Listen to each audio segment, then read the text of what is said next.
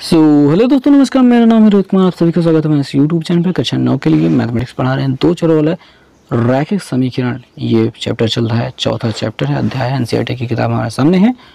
प्रश्नावली 4.2 पढ़ाने वाले हैं। इससे पहले हम आपको बता दें कि इस प्रश्नावली में हमें करना क्या है। समीकरणों के हल निकालने हैं। एक समीकरण आपको दिया जाएगा, दो चरों वाला रैखिक समीकरण, और उसके 4 हल या फिर जैसे कि 2 हल ज्ञात करना है। ऐसा ज्ञात करने के लिए कहा जाएगा। वो सारी चीज़ें हम आपको समझाने वाले हैं। इस प्रश्न में आपको इतना पूरा डिटेल लिखना नहीं है, बट आपको समझाने वाले हैं कैसे आपको करना है। तो चलिए शुरुआत करते हैं। पहले यहाँ पे ये जो प्रश्नावली दिया गया है, इससे प्रश्नावली 4.2 के पहले प्रश्न के साथ में जहाँ पे हमको दिया गया है निम्नलिखित विकल्पों में कौन सा विकल्प सत्य है और क्यों, और y बराबर 3x + 5 का एक अद्वितीय हल है, केवल 2 हल है, अपरिमित रूप से अनेक हल हैं, से शुरुआत करते हैं। सबसे पहले बात हम जान लेते हैं कि इस समीकरण को जो y बराबर 3x + 5 दिया गया है, ये क्या है। देखिए, आमतौर पे ये जो समीकरण है ये बनाया गया है 3x - y + 5 बराबर 0 से। ये हो गया इस समीकरण का मानक रूप जो दिया जाता है। अब आपको दो काम जो कक्षा 6 या 7 या 8 में कहीं मिल जाता है, आई थिंक 7 में मिल जाता है, जहाँ पे कहा जाता है कि समीकरण को हल कीजिए। आप क्या कीजिए, x का मान y के पदों में, फिर y का मान x के पदों में व्यक्त करने के लिए कहता है। आपको दोनों ही चीज़ें कहता है और वहीं से बेसिक शुरू हो जाती है कक्षा 7 से ही, यहाँ पे आसान हो जाने के लिए। तो भाई देखेंगे, यहाँ पे x का मान y के पदों में करने का मतलब है कि आपके पास समीकरण है 3x - y + 5 और बराबर 0। किसका मान निकालना है? x का मान। जिसका भी मान निकालना है उसे अकेले कोने में ले जाओ, मतलब उसको इधर की ओर रहने दो, बाकी सबको उधर पहुंचा दो। तो भैया 3x को पहले यहीं रहने दो, y उधर जाने के बाद +y हो जाएगा और 5 उधर जाने के बाद -5 हो जाएगा। इतना हो गया, चिन्ह परिवर्तित हो गए। अब देखिए 3 x के साथ गुणा हुआ है, तो x से अगर 3 को उधर ले जाना होगा तो y - 5 में 3 से करना होगा भाग। ये हो गया अपना x का मान और y के पदों में, क्योंकि यहाँ पे y दिखाई दे रहा है। ठीक इसी का दूसरा भाग कहलाता है y का मान x के पदों में, यानी y का मान, y को यहीं रहने देना है, x को उधर भेज देना है। तो 3x - y + 5 बराबर 0 दिखाई दे रहा है। हम ऐसी स्थिति में 5 और x को उधर भेज देंगे। देखिए y जो है माइनस में है तो -y यहाँ पे रहेगा, 3x इधर प्लस में, उधर जाके -3x हो जाएगा, और ये 5 उधर जा करके -5 हो जाएगा। इधर दोनों जगह माइनस दिखाई दे रहा है, माइनस कॉमन ले लो भैया, 3x + 5 दिखाई देगा और इधर -y दिखाई दे रहा है। माइनस से माइनस कैंसिल, y बराबर क्या हो जा रहा है, 3x + 5 हो जा रहा है, जो कि आपको सवाल में दिया गया है। अब इसको इस तरीके से कर सकते हैं, या फिर दूसरा तरीका कह सकते हैं कि हम 3x को यहीं पर, 3x और +5 को यहीं रहने देते हैं, y को उधर भेज देते हैं। ऐसे में 3x + 5 वहीं रह जाएगा और y माइनस से उधर जाके प्लस में हो जाएगा, और हमको y बराबर क्या मिल जाएगा, 3x + 5 मिल जाएगा। ये भी वही सेम चीज़ है जो भाई मैंने थोड़ी देर पहले निकाली है। तो ये x का मान y के पदों में, y का मान x के पदों में दिया गया है। तो फिलहाल यहाँ पे दिया गया है y का मान x के पदों में। इसका मूल जो समीकरण था वो ये था, हमने इसी से देखकर इसको बनाया है। अब बात आई कि यहाँ पे इसके कितने हल होंगे, अद्वितीय हल, केवल 2 हल, अपरिमित रूप से अनेक हल। उसका जो उत्तर है वो बताते हैं। देखिए यहाँ पे आपको क्या करना है कि आप इसके मान कैसे निकालेंगे। मान निकालने के लिए एक बॉक्स बनाने की प्यारी सी ज़रूरत पड़ती है, और x y, देखिए हमको x और y, x के मान देखिए यहाँ पे हमको x दिखाई दे रहा है। x की वैल्यू हम कुछ भी रख सकते हैं अपने हिसाब से जो हमको पसंद है। हम चाहे तो x बराबर 1 रख लें। हमने क्या करा, x बराबर 1 रखा, ठीक है। रखने पर हमको क्या मिल जाएगा, y बराबर मिल जाएगा 3 × 1 हो जाएगी, क्योंकि x मान हमने 1 रखा था। 3 × 1 हो जाएगा और प्लस हो जाएगा 5, तो 3 का नाम हो जाएगा 3 + 5 बराबर कितना हो जाएगा, 8। ये हो जाएगा y की वैल्यू 8, यानी हमने x बराबर 1 रखा तो y बराबर 8 मिल गया। ये हो गया इसका एक मान। अब x बराबर अगर हम 2 रख दें तो क्या होगा, हम कह दें कि x बराबर 2 और रखने पर तो क्या होगा बबुआ। तो भैया आप समझें कि y बराबर 3 तो है ही ये, और x बराबर आप 2 रख रहे हो, x बराबर 2 रख रहे हो और +5 हो रहा है। 3 दूनी क्या हो जाएगा, 6 और +5 हो जाएगा, 6 × 5 = 11 हो जाएगा। यानी x बराबर 2 रखा तो y बराबर 11 मिल गया। अब सर आप पूछोगे सर ये 1 और 2 आप प्राप्त कहाँ से कर रहे हैं? भैया आपके पास जितनी भी गिनतियाँ हैं उनमें से 1 2 3 4 5 6 7 8 9 10 11 पर जितनी गिनतियाँ आपको याद है उसमें से कोई भी वैल्यू आप उठा के यहाँ पे x का मान मान सकते हैं। सर क्या हम y की वैल्यू कुछ रख सकते हैं? देखो भैया हम y भी आप कुछ रख सकते हो, लेकिन इसका बदला हुआ रूप होना चाहिए, क्योंकि y यहाँ पे होना चाहिए। तब y बराबर 1 रखेंगे तो 1 में से 5 घटाने पर 4 मिलेगा, -4 और बटे 3 हो जाएगा, तब x का मान मिलेगा। तो आपको इस रूप में बदलना आना चाहिए होगा, तो तब आप y की वैल्यू और रख सकते हैं, तब जाके आपको x का मान मिलना शुरू होगा। आप चाहे तो यहाँ पे y बराबर 6 रख सकते हैं। 6 रखेंगे तो आपको x बराबर क्या मिलेगा? 6 - 5, 6 - 5 और बटे 3 रहेगा। 6 में से 5 गया 1 बटे 3, आपको 1 बटे 3 मिल जाएगा। और यहाँ पे अगर 7 रखेंगे तो 7 में से 5 गया 2 बटे 3 हो जाएगा। अगर 8 रखेंगे 8 में से 5 गया 3 बटे 3 हो जाएगा, जो कि कट के कितना हो जाएगा 1। यानी y की वैल्यू आपने रखी 8, y की वैल्यू आपने रखी 8 और x की वैल्यू क्या मिल गई? 1 मिल गई। ठीक है, वही तो मिला है, यहाँ पे भी सेम टू सेम है, समझे? तो अगला जो मान हम रख सकते हैं, रखने को चाहें तो x बराबर हम 3 रख सकते हैं, 4 रख सकते हैं, 5 रख सकते हैं, 0 भी रख सकते हैं, -1 भी रख सकते हैं, जो पसंद आए वो रख दीजिए, आपकी मर्जी पर ये सब कुछ काम करता है। तो x बराबर जब हमने रखा 3 तो y की वैल्यू क्या मिल गई? y बराबर क्या हो जाएगा? हमने यहाँ पे देखिए 3 गुणते 3 कर दिया, 3 गुणते 3, क्योंकि x की जगह हमने 3 रख दिया और +5 है, 3 3 9 और 9 और 5 जोड़ने पर हो जाता है 14 और कितना मिल गया यहाँ पे? 14। तो यहाँ पे एक तीसरा वैल्यू भी मिल गया। ऐसे ही आप मान बदलते जाइए, x का y का मान बदलता जाएगा और आपके हलों की संख्या प्राप्त होती जाएगी। और इस प्रकार से आप एक हल नहीं, दो हल नहीं, अनंत हल प्राप्त कर सकते हैं। इसलिए अपरिमित रूप से अनेक हल यानी अनंत हल आपका उत्तर हो जाएगा, तीसरा वाला विकल्प। और आपको मैंने यह सवाल हल करके सिखा भी दिया कि कैसे आपको इनके उत्तर ज्ञात करने हैं। अब यहाँ पे देखेंगे दूसरा प्रश्न क्या है। दूसरा प्रश्न हमसे कहा गया निम्नलिखित समीकरणों के प्रत्येक समीकरण के 4 हल लिखिए। 4 हल लिखने का मतलब वही हमने जो 4 हल अभी 3 हल लिखे थे वही हमको लिखने की बात कर रहे हैं। दूसरे का हम पहला प्रश्न उठाते हैं जहाँ पे 2x और प्लस y बराबर 7 दिखाई दे रहा है। तो ऐसी स्थिति में हम ये कर सकते हैं कि हमको यहाँ पे y रहने देते हैं, 2x को उधर भेज देते हैं, कह देते हैं जाओ भैया तुम उधर चले जाओ। तो 2x कहता है हम चले जा रहे हैं, वो चला गया। फिर हम एक डिब्बा बना लेते हैं। देखिए हालांकि आपको ये उदाहरण में डिब्बा हल करने को नहीं दिया गया है, लेकिन आपको आंसर इस फॉर्म में दिया गया है। तो वही सेम चीज़ यहाँ पे भी डिब्बे के रूप में प्राप्त होती है, उससे कुछ अलग नहीं, यही सेम चीज़ ये भी है।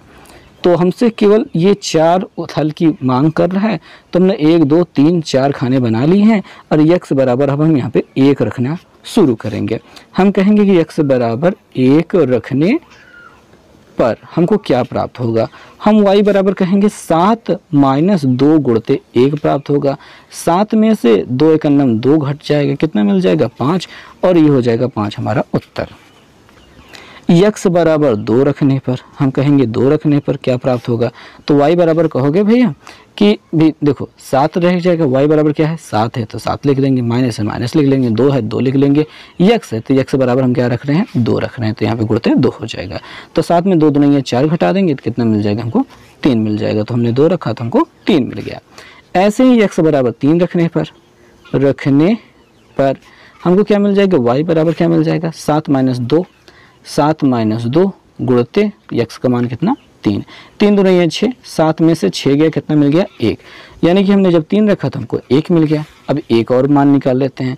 अब x बराबर 0 रखना चाहे तो भी रख सकते हैं, ठीक है, 4 रखना चाहे वो भी रख सकते हैं। रखने पर आपको क्या मिल जाएगा? y बराबर 7 - 2 गुणते 0, क्योंकि हमने 0 रखा है तो 2 0 में 0 होता है, 7 में से घटाएंगे 0, मिलेगा कितना? 7।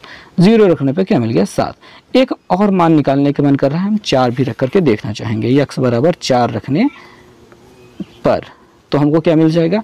y बराबर क्या मिल जाएगा? यहीं से सब कुछ देखना होता है। y बराबर क्या है? 7 है तो 7 लिखा, -2 है तो -2 लिखा, गुणते x है तो मतलब गुणते, तो यहाँ पे कितना है? 4 4 रह दिया। तो 7 में से 4 दूनी 8 घट रहा है, कितना मिल जाएगा? -1। तो यहाँ पे क्या मिल गया? -1। हमसे 4 मान निकालने को कहा था, हमने 5 मान निकाल दिए। तो क्या गलत हो गया? कोई बात नहीं, हमने 5 मान निकाल दिए, ज़्यादा ही मान निकाल दिए। तो आप इसी प्रकार से इस प्रश्नों को हल करेंगे और मान आपके निकलते जाएंगे। चलो भाई ये हो गया। अब एक पाई वाला प्रश्न देख लेते हैं, ये वाला। अब ये प्रश्न क्या है? देखने में बहुत डरावना लगता है लेकिन है कुछ नहीं, ठीक है। बस वो है, डरवा रहा है। तो हमको पाई x प्लस वाई बराबर 9 दिखाई दे रहा है।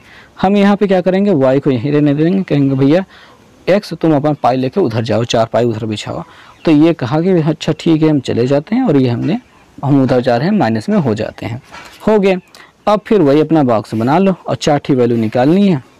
यहाँ पे x, यहाँ पे y, 1 2 3 4 मान हो गया।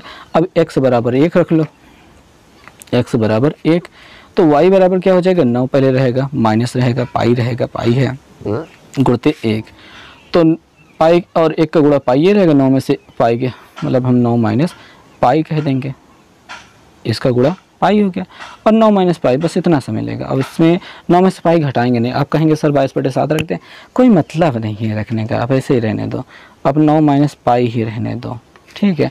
चाहे तो आप रखना चाहो तो रख लो भैया, 9 माइनस 22/7 कर लो, 9 7 63 में घटा दो 22 को, अब जो मिले वो लिख लो। मैं कहूँगा आप पाई में ही रखो मान को, ज़्यादा मेहनत करने की ज़रूरत नहीं है, ये भी अपना एक मान है, स्वतंत्र मान है, प्यारा सा मान है और सही मान है। तो x बराबर आप 2 रखोगे तो y बराबर हो जाएगा 9 माइनस पाई इंटू 2, आप कह सकते हो 9 माइनस 2 पाई, ठीक है। तो आप 2 रखने पे कह सकते हो 9 माइनस 2 पाई, और 3 रखने पे कह सकते हो 9 माइनस 3 पाई, और 4 रखने पे कह सकते हो 9 माइनस 4 पाई। 4 पाई बिछा के बैठ गया भैया, हल करोगे तो यही मिलेगा ना। x बराबर 3 रखा तो y बराबर क्या हो जाएगा, 9 माइनस पाई मिल जाएगा, पाई गुणते क्या रहेगा 3, तो आप कहोगे 9 माइनस 3 पाई मिल गया है। ऐसे ही 4 रखोगे तो 4 पाई भी मिल जाएगा। तो ये प्रश्न हो गया। अब इसकी बारी आ जाती है जो कि है, देखिए यहाँ पे जिसकी किताब है ये, उसने सोचा कि ये वाला विकल्प सही है बट वो विकल्प वाला प्रश्न है ये नहीं है। हम यहाँ पे देखेंगे तीसरा प्रश्न हमको दिखाई दे रहा है भैया, वो दिखाई दे रहा है x बराबर 4y दिखाई दे रहा है, ठीक है। अब देखिए x और y यहाँ पे कुछ पक्षांतर करने की बहुत ज़्यादा ज़रूरत नहीं है, अब ऐसे भी रहने दो।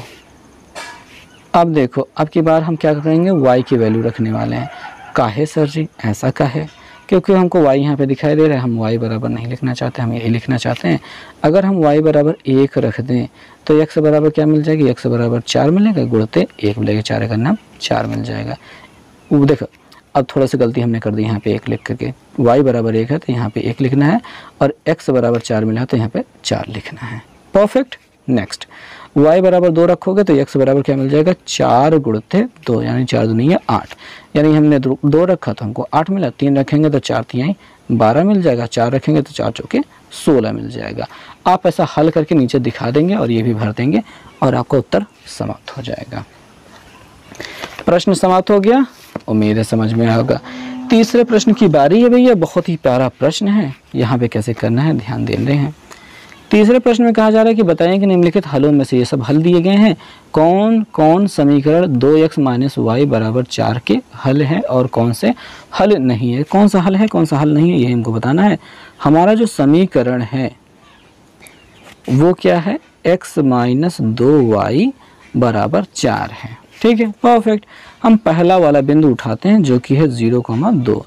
अब हम कहेंगे समीकरण में, समीकरण हम चाहे तो इसको नंबर 1 दे सकते हैं। समीकरण 1 में x बराबर क्या मिल रहा है, 0 मिल रहा है, और y बराबर 2 रखने पर क्या हो जाएगा भैया, यहाँ पे 0 रख दिया जाएगा, माइनस 2 रखा जाएगा, गुणते y के मान कितना रखा जाएगा, 2 रखा जाएगा, बराबर कितना है 4, और यहाँ पे 2 तो नहीं है, देखिए 0 रहेगा, 2 तो नहीं है 4, माइनस 4 बराबर 0, 4 दिखाई दे रहा है, और ये 0 में से 4 घटाने पे माइनस 4 और बराबर 4 हो रहा है। तो यहाँ पे LHS बराबर नहीं हो रहा है RHS के, left hand side right hand side बराबर नहीं हो रही है। तो यहाँ पे कहेंगे कि यह समीकरण का हल नहीं है। समझ में आई बात, समझ में आ गया होगा। दूसरे प्रश्न की बारी है। दूसरा प्रश्न है 2,0। तो 2,0 हम देखते हैं, हम कहेंगे समीकरण में, समीकरण 1 में x बराबर 2 y बराबर 0 रखने पर देखते हैं ये क्या होगा। तो यहाँ पे x की जगह हम 2 रख रहे हैं तो हमने 2 रख दिया, माइनस लिख दिया, 2 गुणते y के मान 0 रख रहे हैं, 2 गुणते y के मान 0 रखने हैं बराबर 4 दिखाई दे रहा है। 2 माइनस 2 0 में 0 हो जाएगा बराबर 4 दिखाई दे रहा है। 2 में से 0 घटाने पर 2 हो जाएगा बराबर 4 दिखाई दे रहा है। LHS और RHS बराबर नहीं है, तो यहाँ पे ये इसका हल नहीं है। ठीक है, ये भी इसका हल, समीकरण का हल नहीं है। तीसरे की बारी है, तीसरा चेक कर लेते हैं। आओ, क्या है तीसरा वाला, वो कैसे होगा भैया। ठीक है, महत्वपूर्ण तो ये बात ये भी है। तीसरा वाला दिया गया 4,0, 4,0 दिया गया है। हम कहेंगे समीकरण 1 में x बराबर क्या रख रहे हो भैया 4 और y बराबर क्या रख रहे हो 0 रखने पर क्या मिल जाएगा।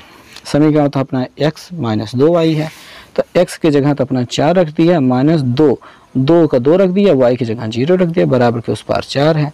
और 2 0 में 0 होता है, 4 में से 0 घट रहा है बराबर 4 होता है। 4 में से 0 गया 4 बराबर 4। LHS बराबर RHS, ये दोनों बराबर हो रहे हैं। तो यहाँ पे लिखेंगे अतः यह समीकरण का हल है। समझ में आ रही बात, ये समीकरण का हल है। अब एक अंडर रूट वाली सवाल आ गई और चिड़िया बहुत ज़्यादा चहचहा रही हैं, उनको कुछ मिल गया होगा। अगला जो भाग है चौथा वाला, वहाँ पे हमको अंडर रूट 2 और प्लस 4 अंडर रूट 2 दिखाई दे रहा है। हम x बराबर 2 और y बराबर 4 अंडर रूट 2 रखने वाले हैं। ठीक है, रखने पर तो इसको समीकरण में रखते हैं भाई। देखो यहाँ पे x दिखाई दे रहा है, x की जगह पे रखेंगे अपना ये अंडर रूट 2, अंडर रूट 2 रख दिया, माइनस लिख लिया, 2 है 2 लिख लिया, y की जगह पे ये रख दिया 4 अंडर रूट 2 गुणते में, अब बराबर 4 हो रहा है। अंडर रूट 2 माइनस 4 तो नहीं है, 8 अंडर रूट 2 बराबर 4 हो रहा है। 1 अंडर रूट 2 में 8 अंडर रूट 2 घटाने पर माइनस 7 अंडर रूट 2 मिलेगा। 8 में से गया 7 अंडर रूट 2 माइनस में, अब बराबर नहीं है 4 के, यानी कि LHS बराबर नहीं है RHS। समझ में आ रही बात, LHS बराबर नहीं है RHS, तो ये समीकरण का हल नहीं है भाई। बात हो गई, समझ में आ गई। आखिरी वाला जो है 1,1 दिया गया है। अब पांचवा वाला कह सकते हो कि 1,1 दिया गया है, तो x बराबर 1 रखना है, y बराबर भी 1 रखना है। ऐसी स्थिति में समीकरण जो अपना है x प्लस 2y है, तो x की जगह 1 रख दिया, माइनस 2y है तो 2 गुणते y की जगह 1 रख दिया। अब बराबर कितना है 4 रख दिया, तो 1 माइनस 2 का नाम 2 हो गया, बराबर 4 दिखाई दे रहा है। 1 में से 2 घटाने पर माइनस 1 बराबर नहीं है ये 4 की, यानी LHS बराबर नहीं है RHS, और ऐसे में समीकरण का हल नहीं है। समझ में आ गई बात, हो गई बात खत्म। अब वो बात ख़त्म हो जाने के बाद चौथा और अंतिम प्रश्न पर हम पहुंच चुके हैं। कह रहे हैं k के किस मान के लिए k का मान याद कीजिए जबकि x बराबर 2 और y बराबर 1 समीकरण किसका 2x प्लस 3y बराबर k का एक हल है। भैया अगर ये इसका हल है तो इसका मान इसमें रखने पर ये संतुष्ट करेगा। और यहाँ पे हम ऐसा कहेंगे कि हमारा जो समीकरण है वो हम पहले छाप लेंगे। हम कहेंगे समीकरण 2x प्लस 3y बराबर k का एक हल x, ये तो ख़त्म है, वो कुछ नहीं है, x बराबर 2 y बराबर 1 है। तब समीकरण में x बराबर 2 y बराबर 1 रखने पर संतुष्ट करेगा। तो भाई ये 2 दिखाई दे, 2x दिखाई दे, 2 गुणते, ठीक है, 2 गुणते x की जगह 2 रख दिया और प्लस दिखाई दे रहा लिख लिया, 3 गुणते y की जगह पे 1 रख दिया, बराबर हमने k कर दिया। 2 दूनी कितना होता है 4 प्लस 3 करने में कितना होता है 3 बराबर क्या दिखाई दे रहा है k, और 4 3 होता है 7 बराबर k दिखाई दे रहा है, यानी कि k बराबर कितना मिल गया 7। ये आपका क्या हो गया, मतलब आंसर हो गया। समझ में आ गई बात, ख़त्म हो गया प्रश्न। ओके, तो इसी के साथ ये प्रश्नावली होती है समाप्त। उम्मीद है आपको समझ में आ गया होगा। आगे हम सीखेंगे 2 चर वाले रैखिक समीकरण का आरेख खींचना, वो हो गया अगले चैप्टर की बात, और उसके लिए हमको लगेगी ग्राफ कॉपी। तो मिलेंगे नेक्स्ट वीडियो में, तब तक के लिए बाय।